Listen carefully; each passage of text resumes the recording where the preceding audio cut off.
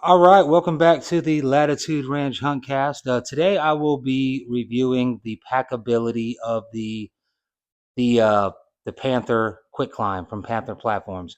One of the issues, or not issues, but one of the things that I studied the most while waiting on this platform was its packability. Because if there's one thing that I try to maximize is packability and being light.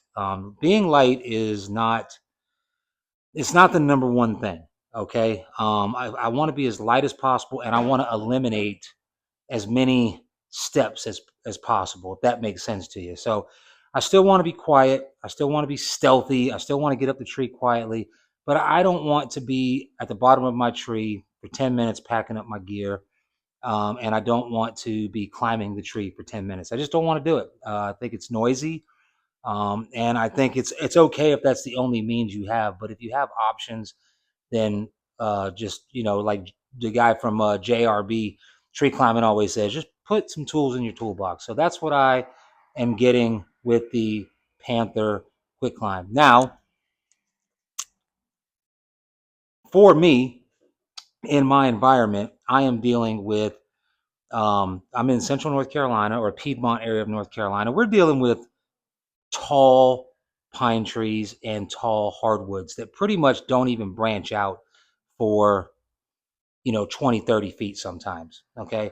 um, Sometimes we get a nice hardwood that's got a branch at about 10, 15 feet. Going over one branch or two branches in this type of system, I'm not going to be concerned with. But if I'm going to be in an area like, say, central hill country Texas, where there's a lot of those live oaks where they branch off 4 or 5 feet from the ground, they're kind of crooked.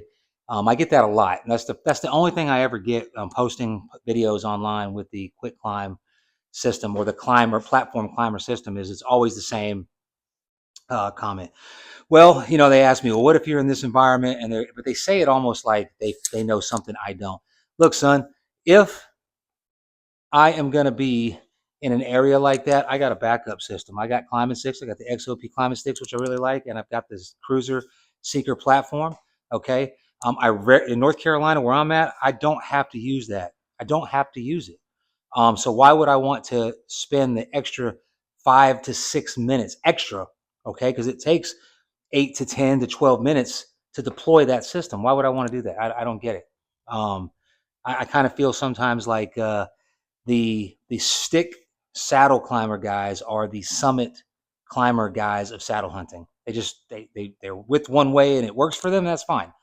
But it's just because it's not good for you don't mean that it's fucking stupid or it defeats the purpose. No, it don't defeat the purpose. Anyway, this video is not about that. It's about the packability. So on the Panther platform YouTube channel, which I'm sure if you're interested in the system, you've come across, Seth and his dad come up with a packing in and out system.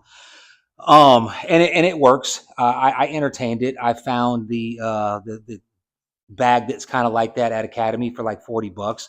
Basically, it's a bag that, if my hands are the bag, it zips down the side, so it opens up like this, and then they put the climber in there, and then they put the bag over, zip it up.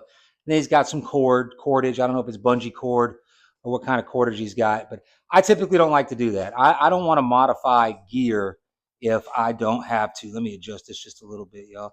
I find that it just takes less time and it's easier to find an application for it, or so it's the same way every time, because theoretically you could take your kids school backpack and put a platform on there and bungee cord it, and you could go if that's the way you want to go.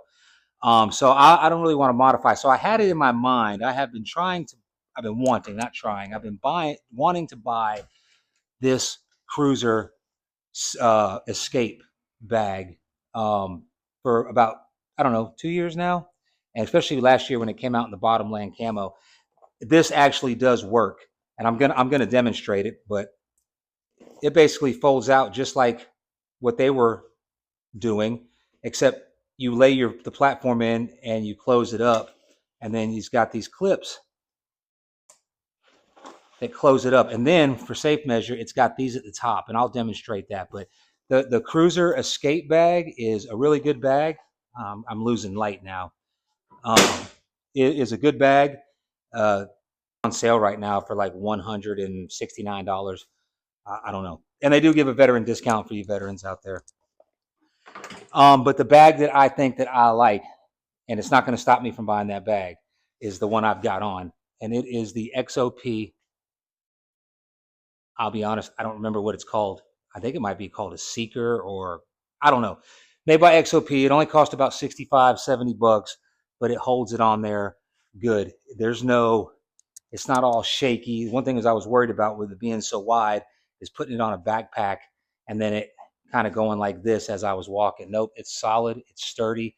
I don't really notice much of a difference in the weight with it on there than I do when I put my Lone Wolf seat, modified seat. Of course, that thing is a lot lighter and it's a lot more compact, but I don't really notice it. I'm sure if you put it up there, this has probably got a pound on it. But when you got your saddle and everything, I try to stay at around 25 pounds total. Okay. But if I got to hit 30, I mean, I'm not a weakling. I'm not old. I'm not decrepit. I can ruck it. Okay. What I'm looking for is like streamlined. I don't want everything to be like when you get, yeah, your summit climber is only 17 pounds, but it's like, it's not comfortable. I could walk around in this all day. If I was going to go out hiking, and I could imagine with my water bottles, my coffee, and all my stuff that would be in the bag when I go hunting, this would be the weight of a typical bag I would take hiking. So what this bag is it is designed for saddle hunting, but the way it wraps in there, it's just two clips. And if you notice, if you can see, if I'm not losing too much light, this is the edge of the platform right here. But the platform is kind of circular. So this first circular part there is the size of like a normal platform. So it clips right into that beautifully. And it's not too wide. And I'll take it off and I'll show you.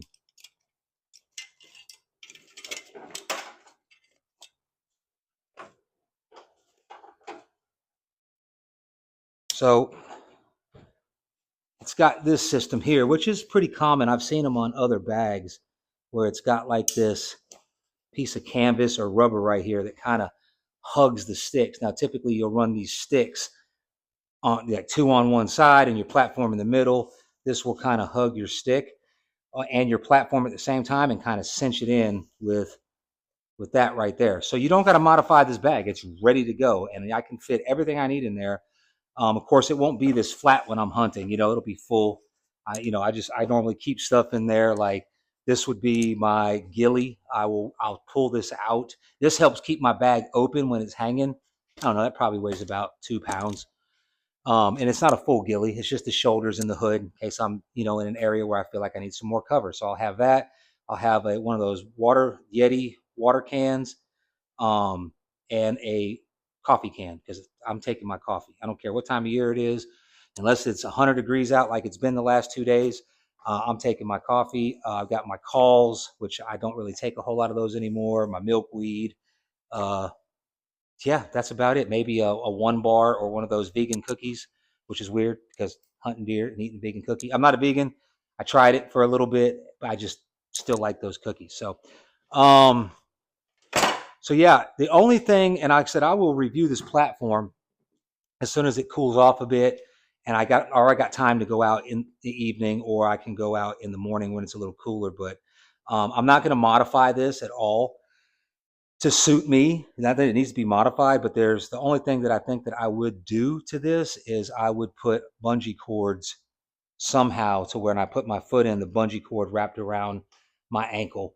That's just going to keep it, because this does not adjust. So it's plenty of space. It's small enough maybe for a hunting boot, but if I'm doing like my huck boots or something like that, I got a little bit more room.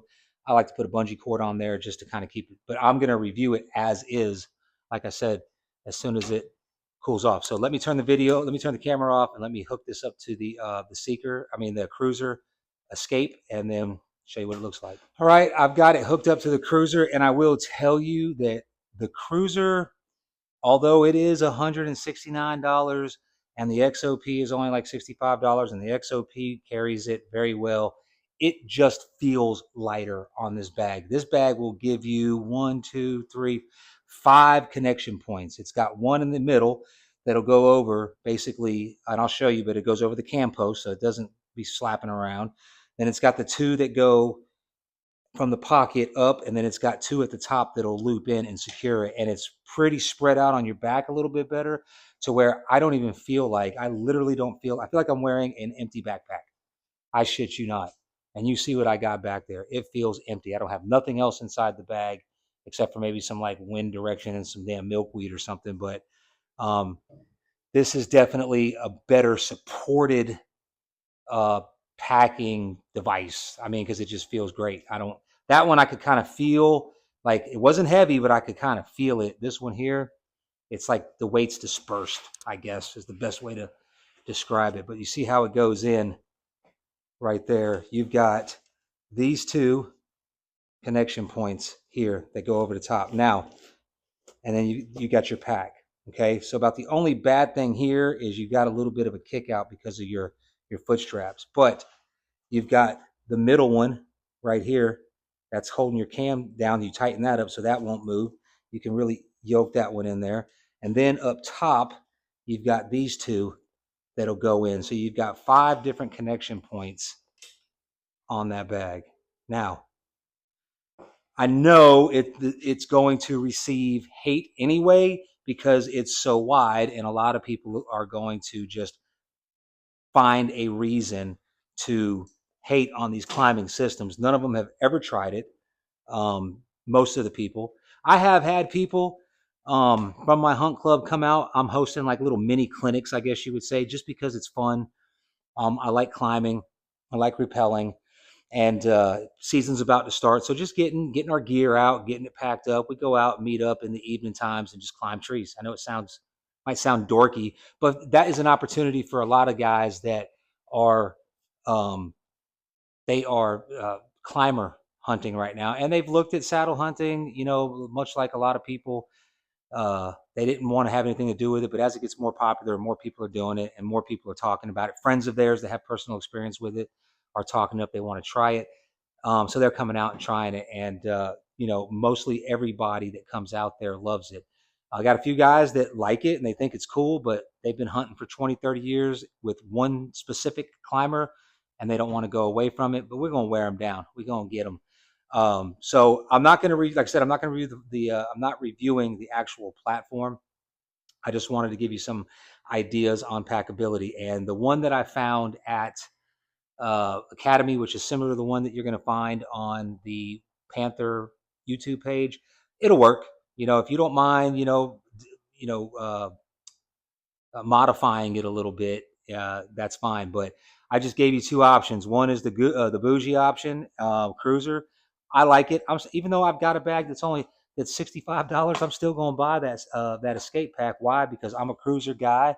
I tend to be kind of a brand whore. When I find a brand that I like, kind of like Yeti. You know, I've got everything Yeti makes. I pretty much buy it. I don't know. There's other coolers out there, but I like Yeti. I like Cruiser. I mean, I've never had nothing but good experiences with them. I order my ropes from them, my carabiners I get from them, their saddle, their bags, everything. I'm rolling with them. So that's why I'm sure you could find another bag like the Escape, but I'm telling you that one works. They both work good. So there you go. Packability on the Panther platform is not as easily packable as the Osprey, and it was not as easily packable as the Lone Wolf Climber seat. Okay, but it's got other advantages, so that's what I'm going to give you. I'm not going to tell you. I don't make money doing this. They're not paying me. If I get out there and I don't like this, I can say whatever I want about that, and I'm not going to get any backlash or I'm not going to get paid because they don't pay me. So it's just a fair assessment from my point of view. Again, if you're watching this video and you watched it to the end, and you're going to ask me how it's going to do when the tree starts branching at 4 feet and it branches all the way up to 20 feet. Here's your answer, bud. This is what I'm going to do. I'm going to break out my cruiser seeker and my climbing sticks, okay? But that's just not the environment I'm in. But I have a backup. So that's it. Keep an eye out for the actual review, the In the Tree climb. That's going to happen. It's definitely going to happen this weekend, no matter how hot it is. But it may happen tomorrow if it cools off and I get the time. So stay tuned. Oh, check me out on TikTok too, Latitude Ranch.